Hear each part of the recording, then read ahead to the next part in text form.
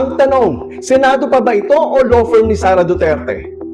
Senador Bato de la Rosa at Robin Padilla, ang inyong tungkulin po ay para sa sambayan ng Pilipino, hindi para sa mga politikong inyong pinoprotektahan. Huwag kayong umastang tagapagtanggol o abogado ni Sara Duterte. Doon hindi naman kayo mga abogado.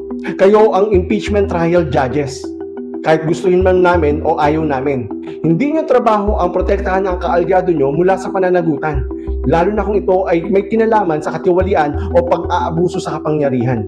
Ang 1987 Constitution ay malinaw, matibay at hindi pwedeng baloktutin para sa pansariling interes.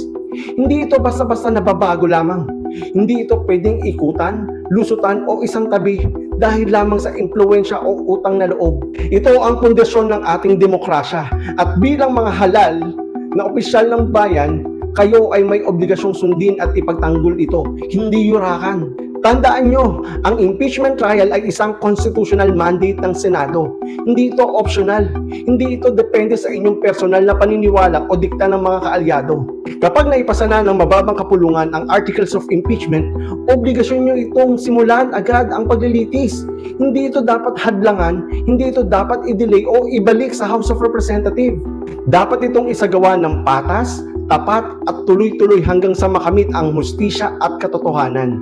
Nang kayo ay nanumpa bilang mga senador, isinumpahan nyo susundin nyo ang saligang batas.